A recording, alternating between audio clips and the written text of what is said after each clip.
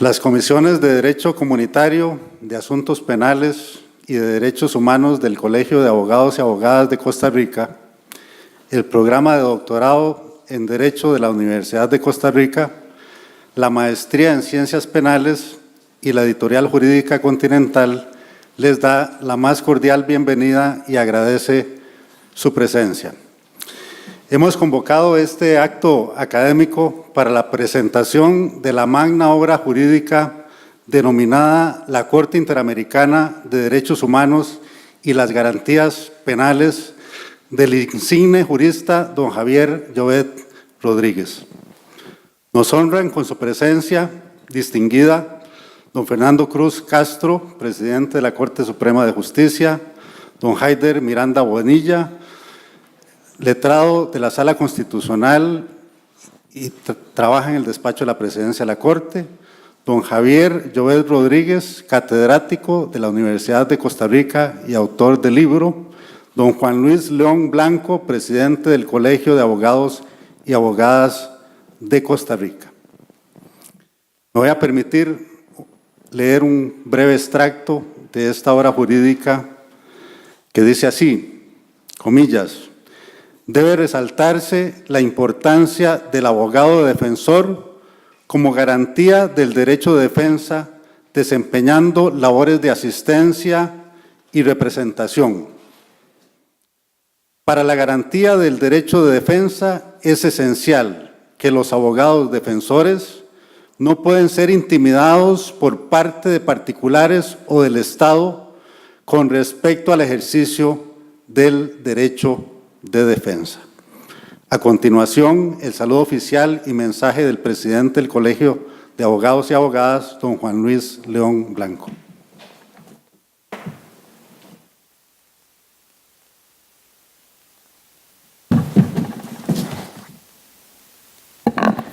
Muy buenas tardes, don doctor Fernando Cruz, presidente de la Corte Suprema de Justicia, don Heider Miranda Badilla, letrado y académico universitario de la Universidad de Costa Rica, don Enrique Ulate Chacón, coordinador del doctorado de Derecho y de la Comisión de Derecho Comunitario de la Universidad de Costa Rica, don Javier Llobet Rodríguez, autor del libro que nos tiene reunidos la tarde de hoy, estimados estudiantes, abogados y abogadas, miembros de comisiones y público en general. Para el Colegio de Abogados y Abogadas, de verdad que es de tremenda satisfacción ver cumplir el esfuerzo académico de muchas semanas, meses y quizás años de una persona tan destacada en la Academia Nacional e Internacional como es el doctor Llobet. Todos los que de alguna u otra forma participamos en diferentes momentos estudiando la ciencia penal en algún momento, tuvimos que ver necesariamente con los aportes intelectuales de don Javier, a los que nos ha permitido la vida participar no solo aquí, sino en otros lugares, en temas jurídicos, en foros internacionales y nacionales. Siempre destaca la participación y con mucho orgullo como costarricense los aportes que hace don Javier en estas materias. El colegio, cuando se piensa, cuando analiza cuál es el sentido de agrupar a los profesionales en derecho en esta casa y se encuentra que tiene la oportunidad de presentar un libro como el que nos trae don Javier el día de hoy, nos refuerza que el esfuerzo no ha sido en vano de la participación de destacados juristas en Costa Rica y que honrosamente forman parte de este colegio profesional. De parte del colegio es muy satisfactorio, como les decía, participar de esta presentación del libro y es un orgullo nacional que don Javier nos honre con hacerlo en esta su casa.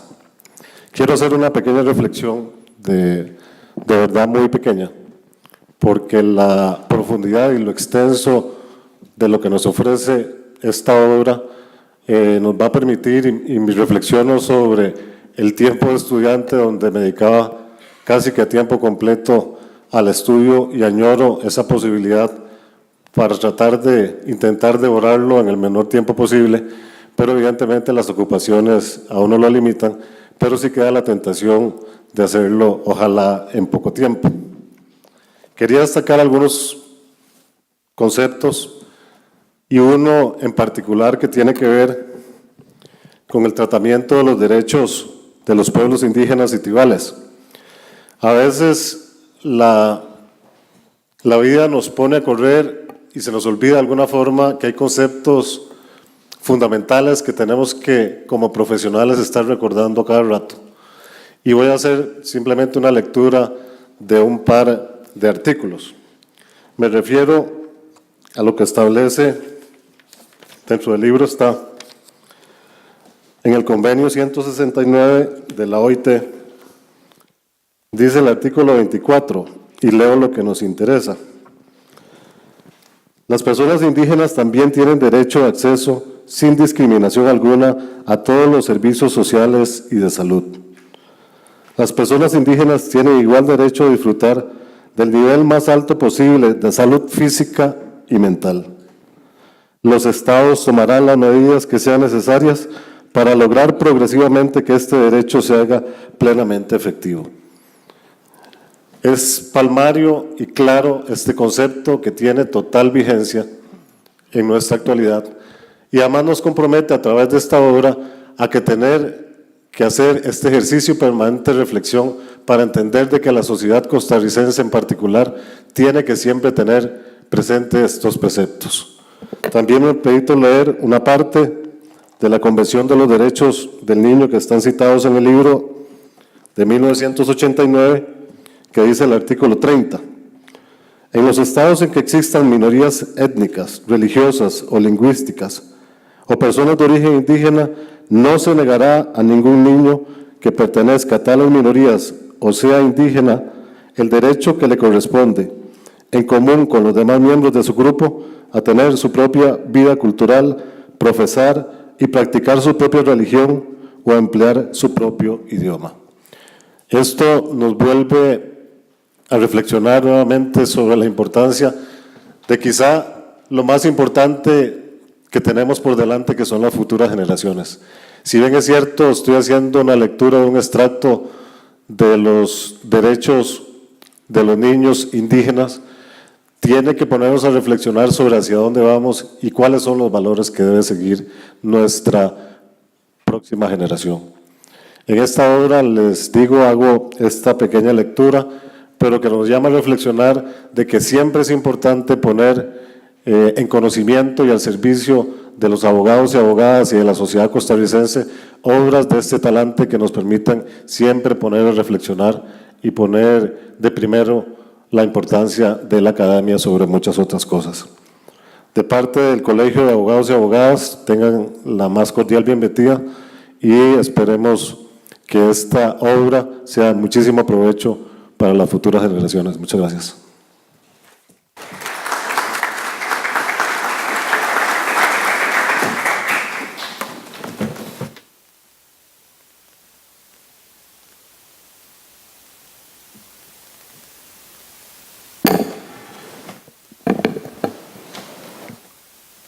De nuevo, agradecer las palabras del presidente del Colegio de Abogados y Abogadas. Y de nuevo abro comillas. Los principios del juez independiente, de imparcialidad y del juez natural son tres principios fundamentales para la garantía del debido proceso, puesto que su quebranto implica que las otras garantías carecen de importancia. La independencia judicial tradicionalmente se ha tenido como el principio básico del que se deducen la imparcialidad y el juez natural. Sin embargo, todos esos principios, en definitiva, tratan de proteger esa imparcialidad. A continuación, vamos a escuchar las palabras y el comentario de la obra jurídica por parte del señor presidente de la Corte Suprema de Justicia, doctor Fernando Cruz Castro. Fernando, por favor.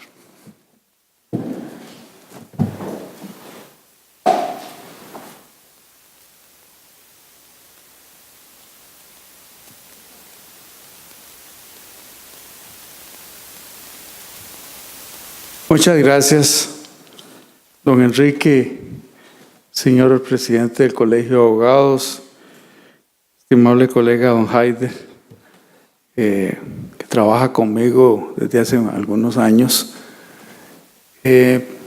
Para mí es un honor poder hacer un comentario de un trabajo tan meritorio, que no es el primero ni será el último.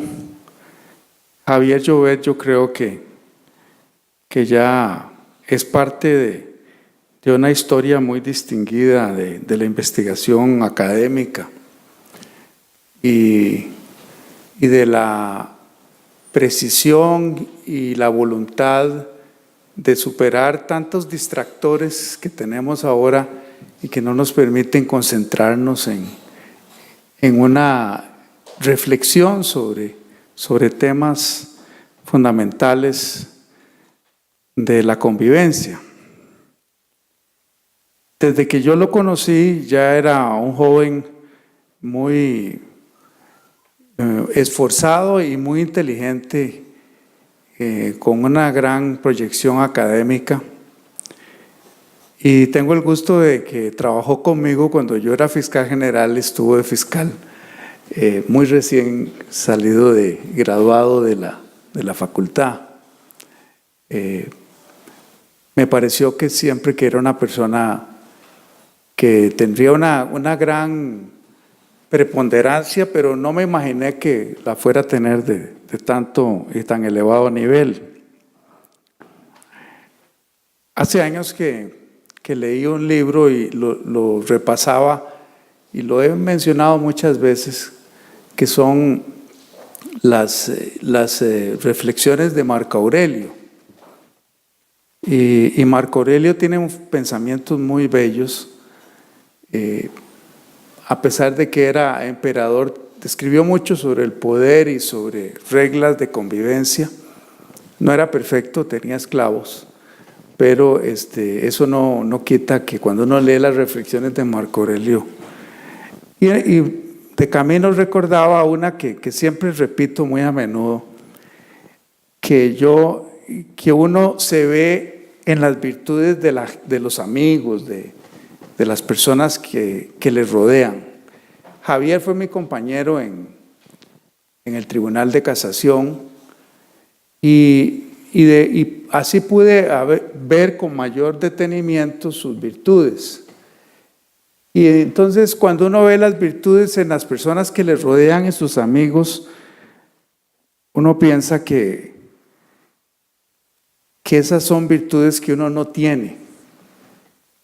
Y esa es el mejor ejercicio para conocerse a uno mismo. Qué agradable que una persona tiene estas virtudes que yo creo que las tengo muy débiles o no las tengo. Javier tiene una gran capacidad de trabajo y de concentración.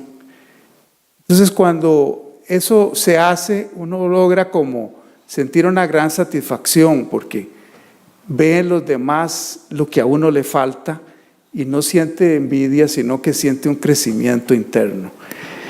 Realmente Javier tiene esas virtudes que hacen que él pueda compartir con nosotros este trabajo.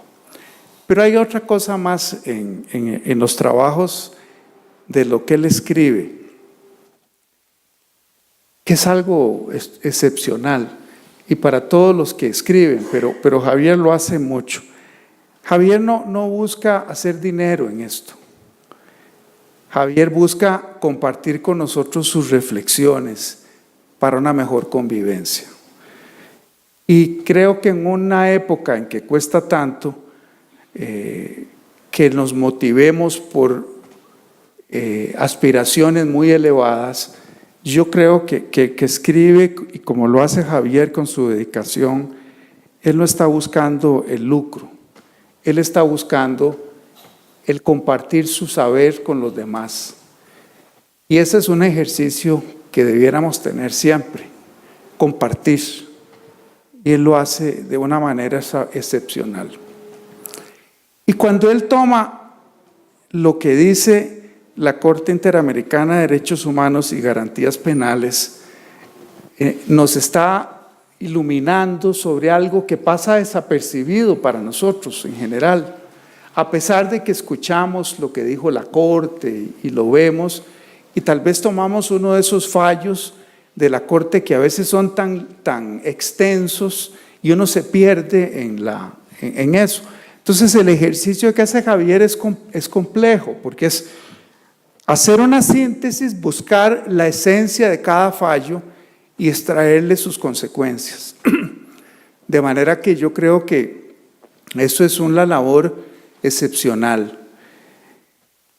Y más importante todavía porque ha habido una resistencia a veces en relación a la Corte Interamericana. La Corte Interamericana para nosotros es un espacio que nos permite ver el derecho desde otra perspectiva.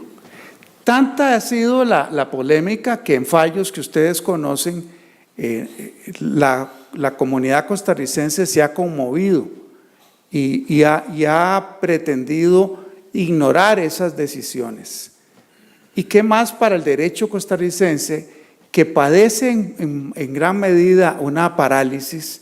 Que nosotros podamos recibir de la Corte Interamericana una serie de ideas y de visiones que están lejanas a lo nuestro, a nuestra parálisis, porque yo sí creo que sufrimos una parálisis y damos vueltas en los mismos puntos. Y este es un trabajo en el que va determinando todas las garantías, muchas de ellas con una gran erudición, pero además un trabajo garantista. Este es un trabajo que destaca el garantismo. Mala palabra ahora para elegir a un magistrado o magistrada de la sala penal, porque hemos llegado a un punto de tal miopía que entonces ser garantista es mala palabra. Y Javier, sin necesidad de polemizar, toma toda esa jurisprudencia y la va sistematizando y la va poniendo al día con su valoración, de tal forma que me parece que es un trabajo extraordinario y que nos amplía nuestras visiones y horizontes. Yo creo que para nuestras normas de convivencia, el que nosotros tengamos como horizonte un tribunal que es transnacional, aquí sí que la globalización nos cae muy bien. Yo creo que es un aporte que da Javier, porque la jurisprudencia de la Corte no es, aunque se puede tener accesibilidad, su sistematización, etcétera, no es fácil. Por ejemplo, la Corte hace unos meses dictó un fallo muy interesante sobre materia ambiental que no hay duda que va a tener un efecto expansivo sobre nuestro ordenamiento. No lo va a tener tanto porque nosotros vivimos en materia de ambiente un doble discurso, que es el doble discurso de que somos verdes y ambientalistas, etcétera, pero en la realidad eso está muy lejano a lo que debe ser. Bueno, en ese fallo, que ahora no recuerdo el nombre, una consulta de la Corte colombiana, hay una serie de valoraciones y dimensiones muy importantes. Y respecto del trabajo de Javier en lo penal, es de gran trascendencia porque se convierte en un manual y en una guía de cómo un tribunal que está fuera de las pasiones y pequeñas batallas un poco infructuosas que tenemos en Costa Rica, nos da qué debe ser digamos, el proceso penal. Pero cuando uno ve el trabajo de Javier, él tiene una sistematización, como todo lo que él hace, y entonces hay una primera parte que es en cada una de las garantías, que es una valoración teórica sobre esa garantía. Por ejemplo, en la tortura, él hace todo un desarrollo sobre el tema de la tortura, menciona lógicamente a Beccaria y también menciona cómo algo que viene y va en nuestro sistema, y es que no es cierto que las garantías se han logrado realizar en forma plena. No, es un péndulo. Y menciona ahí, en su trabajo sobre el tema de la tortura y la dignidad, en la parte esa, cómo en el sistema norteamericano, a partir del 2001, se trata y se pretende justificar oficialmente la tortura. No existe becaría, no existe la Corte Interamericana, no existe un referente. Entonces, carambas, la tortura parece que está lejos. No, la tortura está gravitando. Y está gravitando en la política oficial de un país. Por supuesto, el tema de cómo se debe interrogar al imputado, los derechos del imputado en el sistema norteamericano, hay mucha tela que cortar en eso. Pero, por ejemplo, en el de la tortura me pareció muy significativo. Así es que yo creo que Javier nos pone aquí a tono con algo que hacía falta en materia penal. Se han hecho escritos y han hecho trabajos sobre esto, pero la dimensión global, el abordaje que hace Javier es un abordaje muy serio académicamente. Y después termina con una serie de ejercicios, porque cada capítulo tiene sus conclusiones y unos ejercicios en esa alma de maestro que él tiene y a la que se ha dedicado. ¿Cuánto debiera reconocerle el país a Javier por este trabajo? Es mucho, pero él no lo hace por eso, lo hace con una motivación muy elevada. Y creo que eso es algo extraordinario, excepcional. La gloria de la satisfacción de la conciencia. Realmente es importante.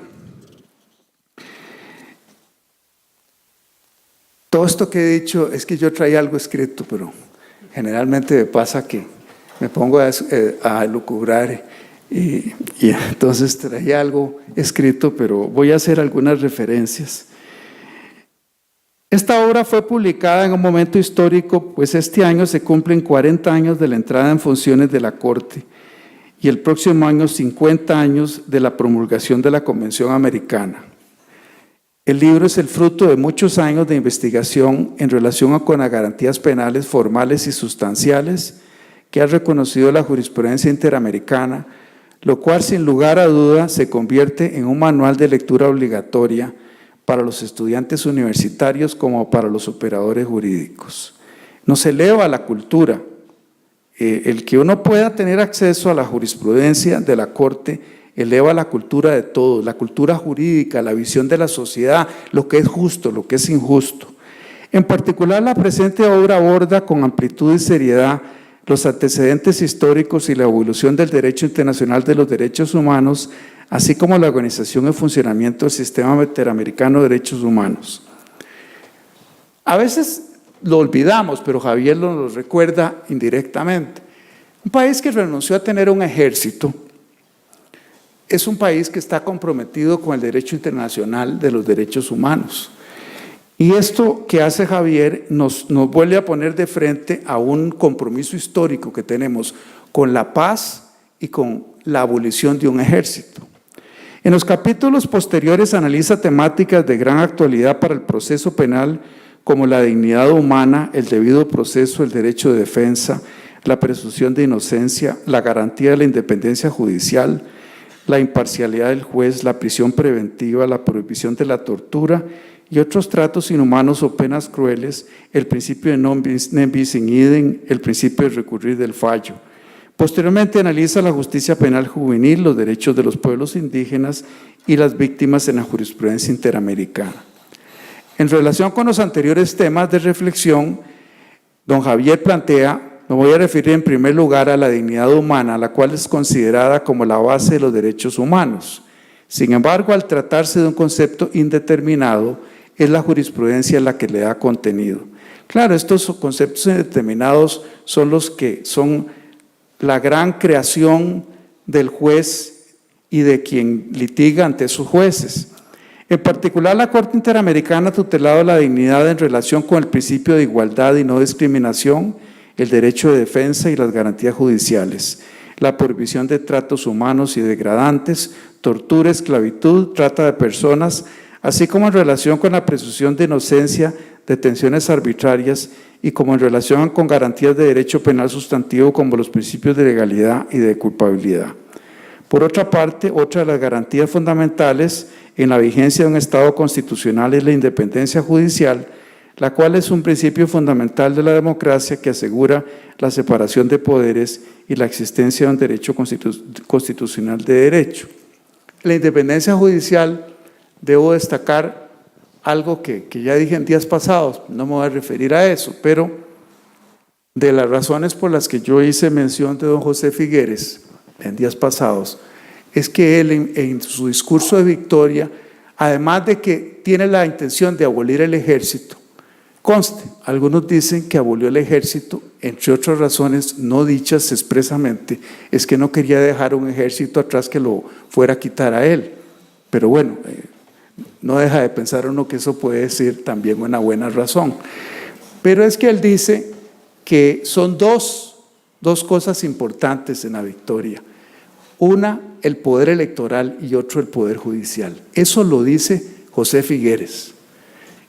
Y claro, cuando la Corte Interamericana se refiere a la independencia, no se refiere solo a la independencia para que uno llegue a su hora y falle, no, son otras circunstancias. Y hay muchos conceptos de los que trata Javier que cuando uno lo lee se da cuenta que son muchos matices y colores distintos a lo que usualmente uno pensaría. El trato cruel e inhumano, son tantos, ¿verdad? En tal sentido, la Corte Interamericana, en la sentencia del Tribunal Constitucional contra Perú, afirmó: uno de los objetivos principales que tiene la separación de poderes es la garantía de la independencia de los jueces y para tales efectos los diferentes sistemas políticos han ideado procedimientos estrictos, tanto para su nombramiento como para su destitución. Los principios básicos de Naciones Unidas relativos a la independencia de la judicatura establecen que la independencia de la judicatura será garantizada por el Estado y proclamada por la Constitución o la legislación del país. Todas las instituciones gubernamentales y de otra índole respetarán y acatarán la independencia de la judicatura. Estos son palabras que cuando uno les escarba y agita un poquito el contenido, hay muchas consecuencias. Una de ellas, por ejemplo, es si también los fiscales, al haber sido incorporados dentro del sistema judicial, tienen las garantías básicas que están reconocidas aquí, en nuestra dimensión de la forma en que hemos ideado el sistema judicial. La independencia judicial se constituye en un derecho humano no dirigido únicamente al juez como sujeto de derecho, sino que es una garantía para la sociedad democrática. Ello supone que el juez en el ejercicio de sus funciones tiene como vínculos únicamente el ordenamiento jurídico, es decir, la Constitución, los tratados internacionales de derechos humanos y la ley. Esos vínculos son de discusión en cada caso. ¿Cómo se vincula el Poder Judicial con otros poderes y de qué forma se le vincula? Eso se deriva de estas decisiones. En relación con esta temática, la Corte ha hecho mención a la necesidad de garantizar la independencia externa e interna, que hemos hablado mucho, pero nada más derivo de esto una consecuencia. Si la Corte ha sido tan estricta hasta con la independencia interna de las cúpulas judiciales respecto de los jueces, ¿cómo no lo va a hacer más estricta con relación a cualquier intervención e interferencia de los poderes externos respecto al Poder Judicial? Es decir, que si hay que ser muy cuidadoso con la independencia entre los jueces, no importa su nivel, con mayor razón entre poderes. La imparcialidad del juez dentro del proceso penal es fundamental y es necesario que los jueces sean probos y ajenos a los actos de corrupción. Y por supuesto, la jurisdicción interamericana ha determinado la importancia de la garantía del derecho a recusar a los jueces, así como la cohibición de los llamados jueces sin rostro. Vean que que ese péndulo a propósito de la tortura vuelve. Hablamos del sistema inquisitivo y los jueces sin rostro son parte de eso, esa literatura, pero volvió y vuelve en el siglo XX los jueces sin rostro. Otra de las garantías fundamentales es el principio nem bis in idem, es decir, la prohibición de doble persecución. Ello con motivo al que al modo alguno impide que si una persona es absuelta en vía penal no pueda tener una responsabilidad civil o administrativa. Por último, me quiero referir a un tema de gran importancia dentro del proceso penal, como lo es el derecho de las víctimas, en donde la Corte Interamericana ha desarrollado ampliamente que tienen derecho a acceso a la justicia, al respeto al debido proceso, a ser oídos, a presentar pruebas, lo mismo que a ser protegidas. Además, dentro de la garantía del acceso a la justicia ha desarrollado que las víctimas tienen derecho a una investigación diligente, seria e imparcial realizada dentro de un plazo razonable, con la intervención de un juez. El tema de las víctimas es un tema a explorar, que yo creo que se puede investigar mucho, los estudiantes pueden investigar sobre ese tema. No me cabe la menor duda que hay una gran deuda con el tema de la víctima. Si uno va ahondando, el código actual tiene previsiones, pero hay una gran deuda con la víctima. Pero claro, esa incorporación de la víctima tendría un costo. Y como ahora los costos son pues cosa difícil, si la víctima no se va a poder abordar si no hay un costo para eso. Y hay en este momento, ya lo he escuchado, cuestionamientos de por qué ha habido un crecimiento tan grande de la defensa en defensa de los ciudadanos, que eso es algo muy caro en relación, por ejemplo, a la defensa en materia laboral. Lo escuché a dos personas de alto nivel de la Corte. Entonces, quiere decir que a veces podemos hablar de los derechos, pero el costo es un tema difícil. La presente obra del doctor Llobet viene sin lugar a dudas a fortalecer las garantías penales que ha desarrollado la jurisprudencia de la Corte, lo cual es una temática que tiene importantes retos en nuestro ordenamiento.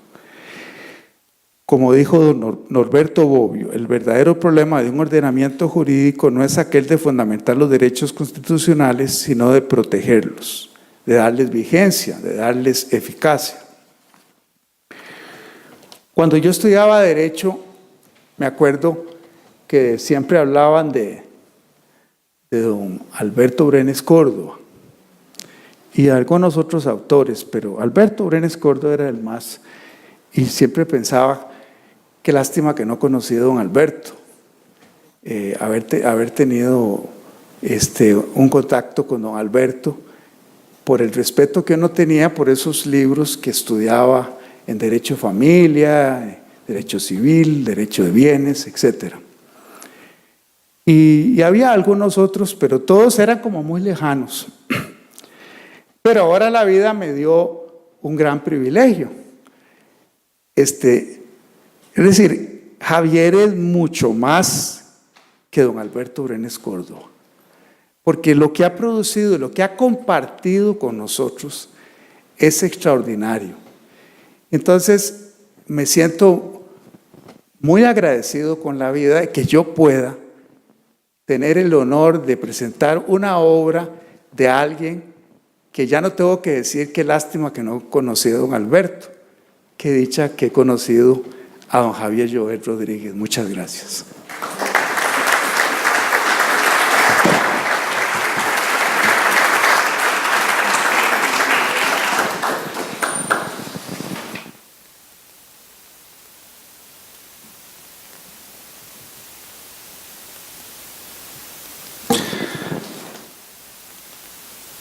Debe resaltarse la importancia del principio de dignidad de las personas, de la persona humana, como base del derecho internacional de los derechos humanos, del derecho internacional humanitario y del derecho internacional de los refugiados. Se trata de proteger, en definitiva, a los seres humanos, trascendiendo de la tradicional protección de las relaciones entre los estados propia del derecho internacional público. A continuación, escucharemos el comentario del doctor Haider Miranda Bonilla, quien ha escrito obras también relacionadas con el sistema de protección de los derechos humanos en Europa y en América Latina. Adelante, don Haider.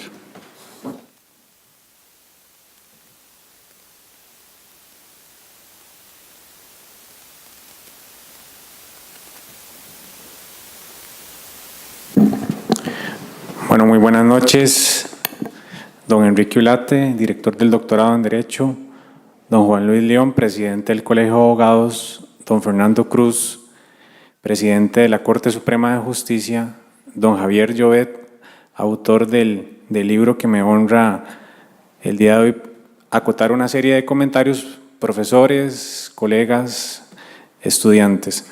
Realmente, después de las palabras de presentación de la obra por parte de don Fernando Cruz, me honra realmente el privilegio de compartir una serie de comentarios en relación a este libro. En primer lugar, le agradezco al autor el hecho de que haya pensado en mí, tal vez una persona que está iniciando en lo académico, el hecho de que pueda participar el día de hoy realizando una serie de comentarios en relación a la relación que existe entre la Corte Interamericana y las jurisdicciones nacionales en la protección de los derechos humanos. Me uno, al igual que los demás integrantes de la mesa principal, en las felicitaciones que le dieron al autor por el excelente trabajo realizado, por la rigurosidad académica que él mismo refleja, no solo en la citación de doctrina extranjera de reconocidos autores, incluso europeos, en esta temática, sino también, y creo que resalto el hecho, al igual que lo dijo don Fernando Cruz, en la sistematización que le da un tema que creo que tiene una trascendental importancia, como es el tema de las garantías penales. Garantías que no solo trascienden el ámbito penal, sino que diría yo que van más allá, porque muchas de ellas son incluso garantías constitucionales. Es claro la influencia que ha tenido o que debería de tener la jurisprudencia de la Corte Interamericana e incluso la misma jurisprudencia de las Cortes o Tribunales Constitucionales en darle contenido a estas garantías penales, que no solo se encuentran en los artículos 8 y 25 de la Convención Americana, sino que va más allá. Creo que el repertorio que ha desarrollado la Corte Interamericana en relación a esta temática es sumamente vasto y sumamente amplio, y lo refleja el índice de la obra jurídica del doctor Llobet. Parte de lo más general, es decir, de la evolución en los antecedentes históricos del derecho internacional de los derechos humanos, de los antecedentes históricos y de la organización y funcionamiento del sistema interamericano, ¿verdad?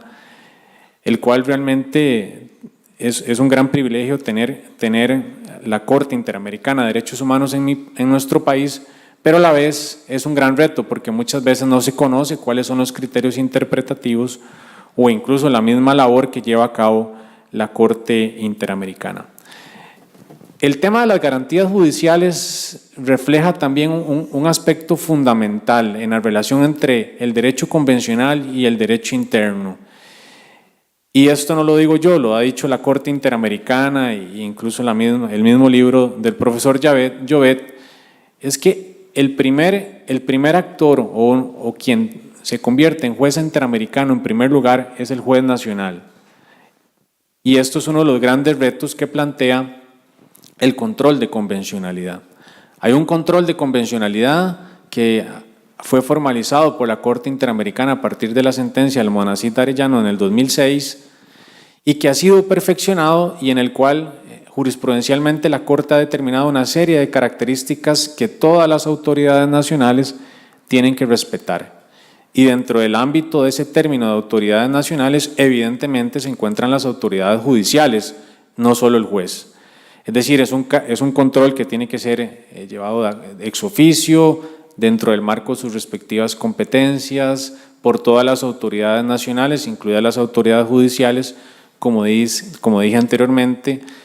La Corte asimismo, ha diferenciado los efectos de sus sentencias en efectos directos y efectos indirectos, es decir, si se trata de una condenatoria contra un Estado, todas las autoridades de ese Estado tienen que tratar de cumplir con lo ordenado en esa sentencia, y si esos efectos no son en relación a ese Estado, lo que lo vinculan son sus efectos interpretativos.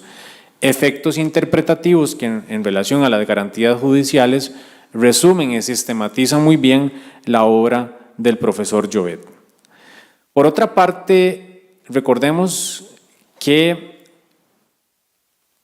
en el ámbito de ese diálogo judicial o esa interacción entre la Corte Interamericana de Jurisdicciones Nacionales, no solo la jurisdicción nacional se tiene que nutrir de la Corte Interamericana, también la Corte Interamericana se tiene que nutrir de los ordenamientos nacionales.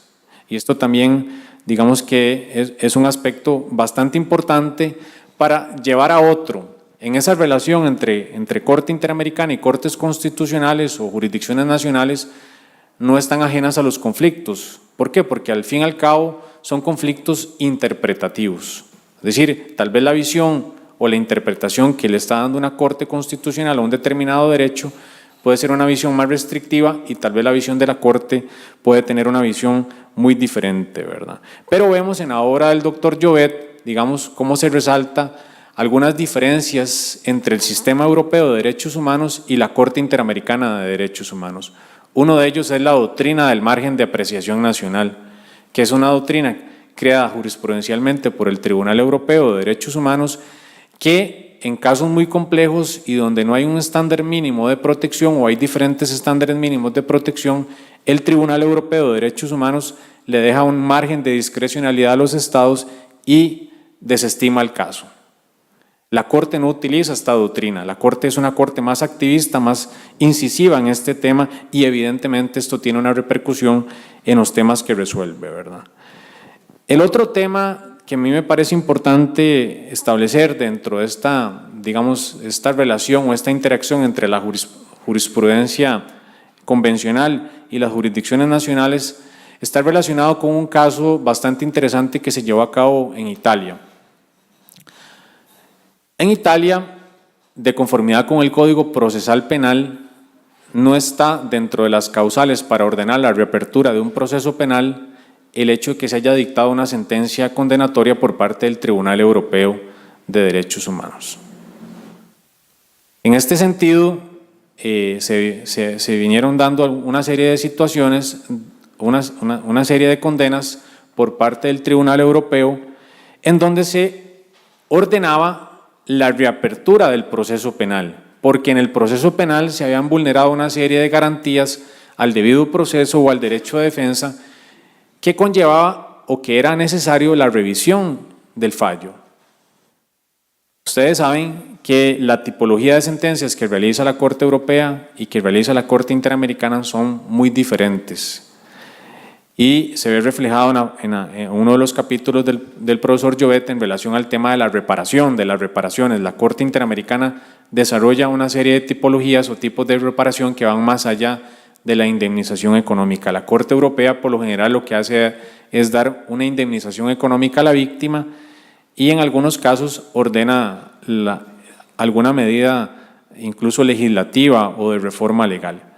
Ante esta omisión y ante una serie de sentencias donde la Corte Constitucional, una serie de sentencias exhortativas, donde la Corte Constitucional le decía al Parlamento que en estos casos había una violación a una serie de derechos constitucionales y convencionales, el Parlamento inactuó y durante varios años, y a pesar de que se habían emitido varias sentencias, el Parlamento no promulgó ninguna reforma al Código Procesal Penal.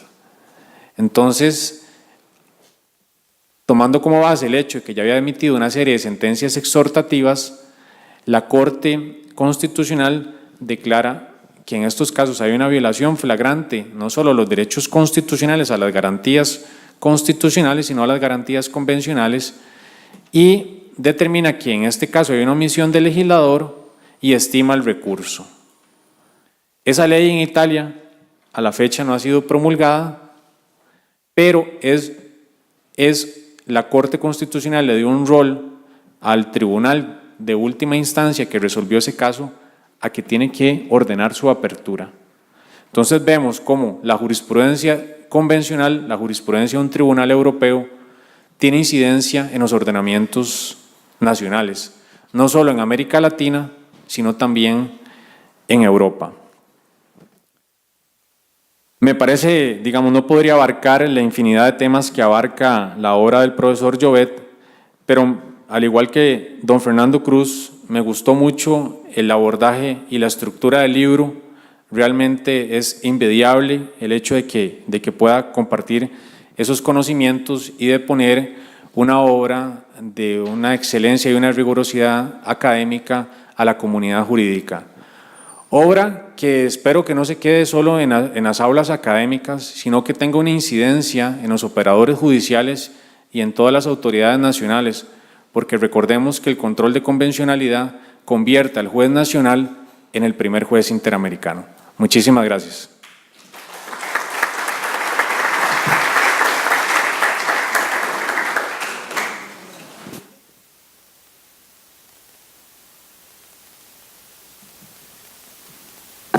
Te voy a pedir al autor de la obra, si puede acompañarnos aquí en el podio, por favor, en la mesa principal.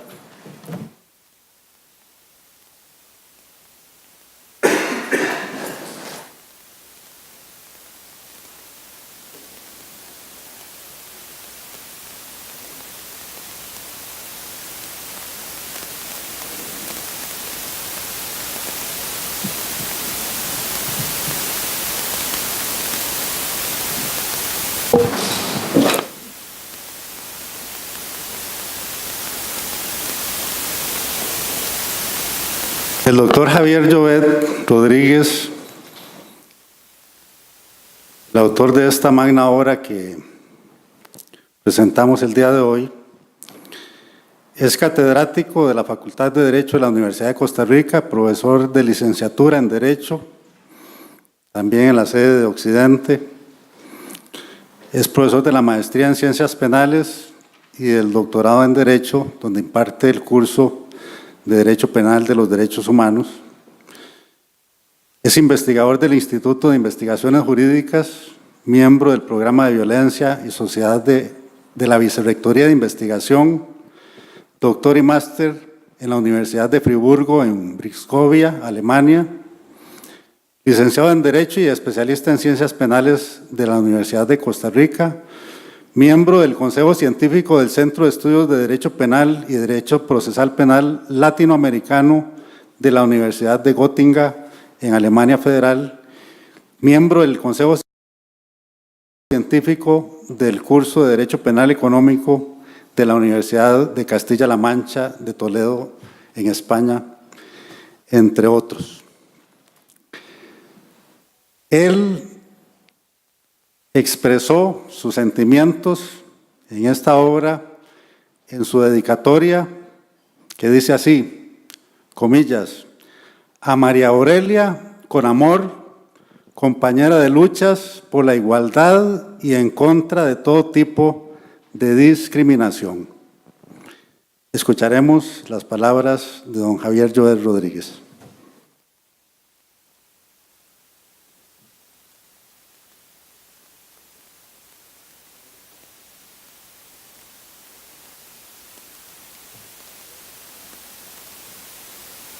Quiero agradecer a todas las personas su asistencia a esta actividad.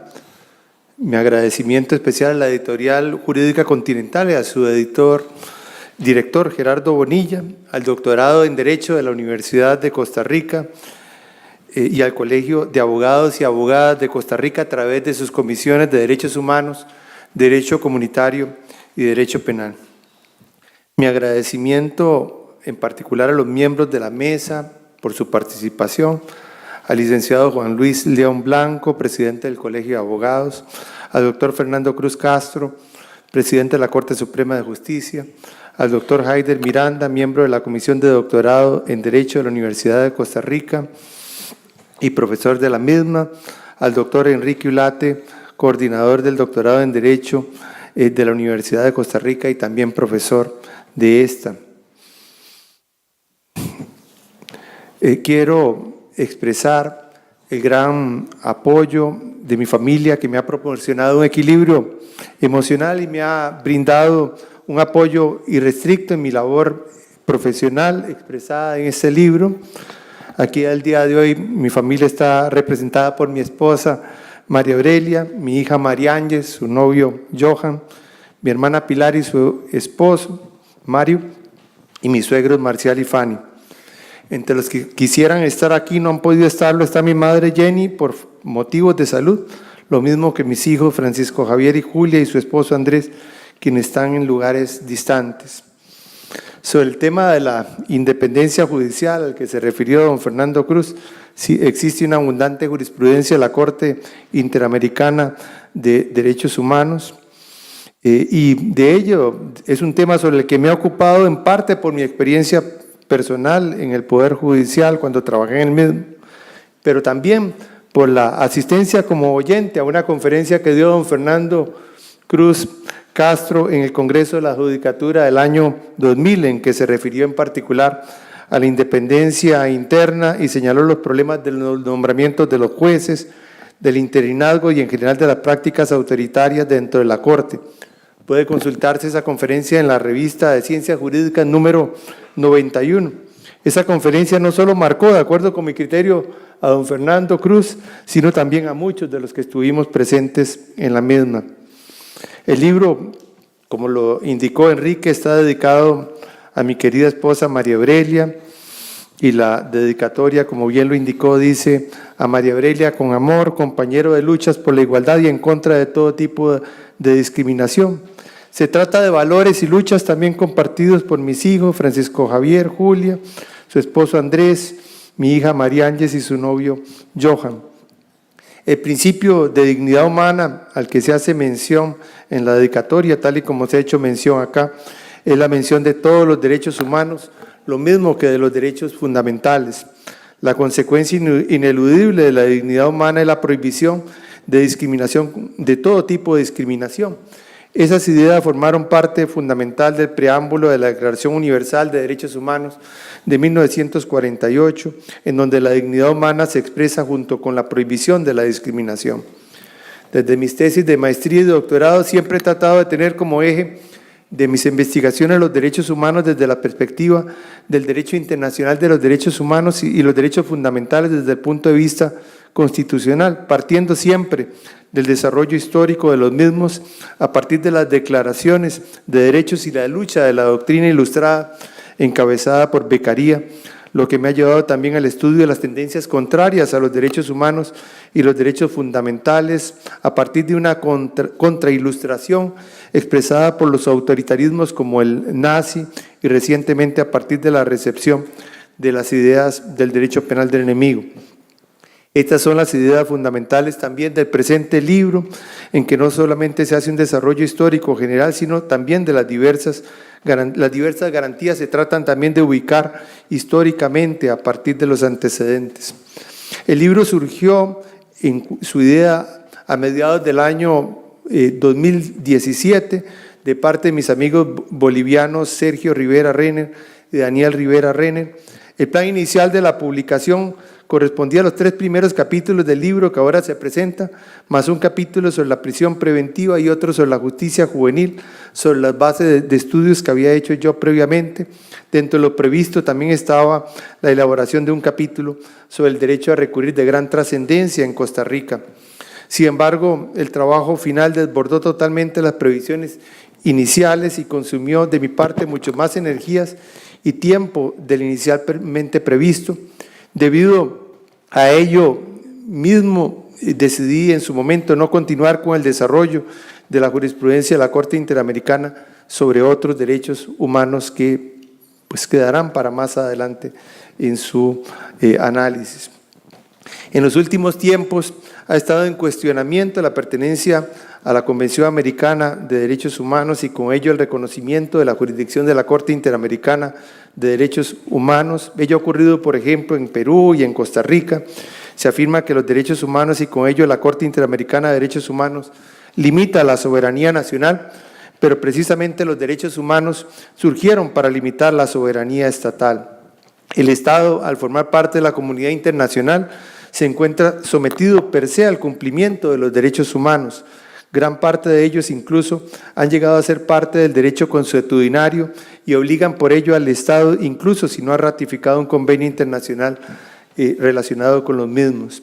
Ejemplo de los límites impuestos por el respeto a los derechos humanos es la Declaración Americana de Derechos y Deberes del Hombre, a los que los Estados miembros de la OEA se encuentran obligados en su cumplimiento desde que forman parte de dicha organización, lo mismo que la Convención Americana de Derechos Humanos y otras convenciones del sistema interamericano a las que el Estado se ha sometido para su cumplimiento desde la ratificación de las mismas.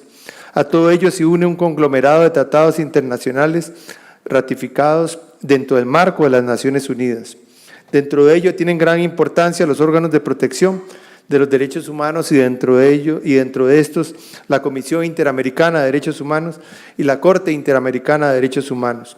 La soberanía hoy día no puede desligarse del deber del sometimiento estatal al respeto de los derechos humanos. Si el libro llega a contribuir en alguna medida al fortalecimiento de los derechos humanos en Latinoamérica en general y en Costa Rica en particular, a partir de la admisión del gran avance histórico que supuso el reconocimiento de los derechos humanos como consecuencia de los horrores de la Segunda Guerra Mundial y de las atrocidades cometidas por las dictaduras de la llamada doctrina de la seguridad nacional, especialmente en la década de los 70 y 80 del siglo pasado, podré darme por satisfecho. Muchas gracias.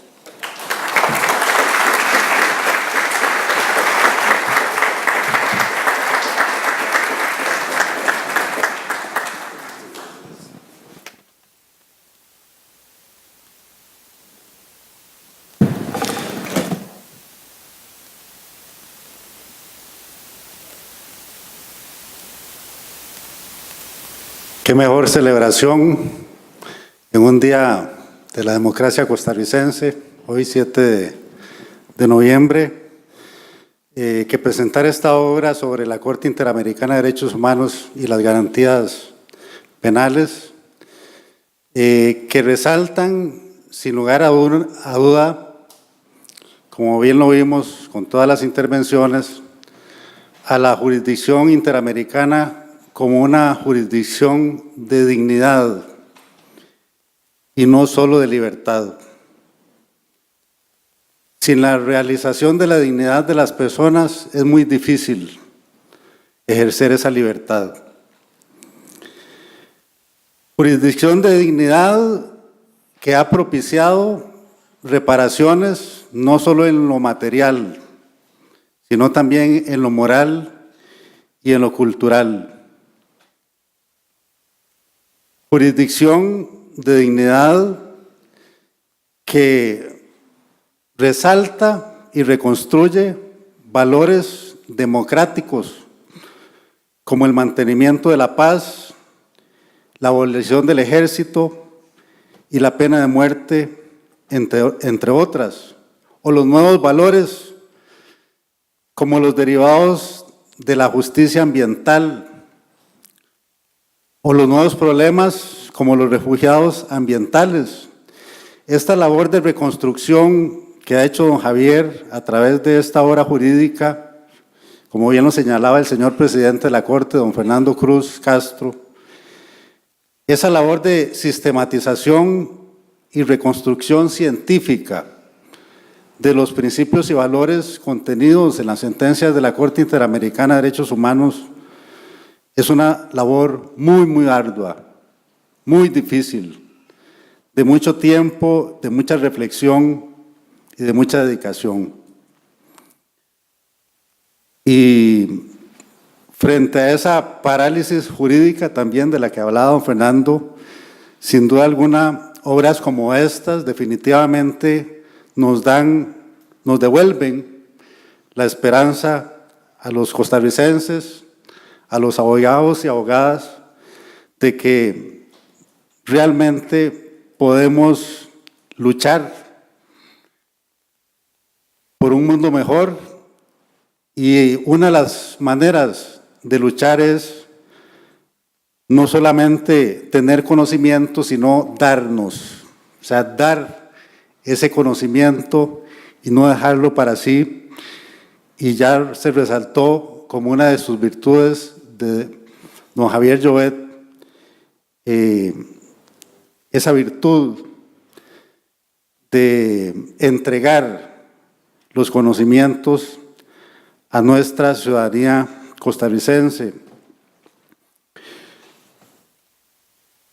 Pero además esa sensibilidad que resaltaba el presidente del colegio, don Juan Luis León, esa sensibilidad por tratar los problemas de los grupos vulnerables, de las comunidades indígenas, de los niños, entre otros temas.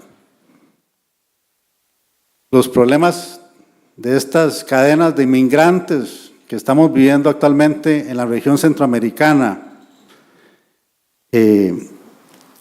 entre otros, hacen y evidencian la importancia de retomar estos principios y valores que don Javier desarrolla en su obra jurídica.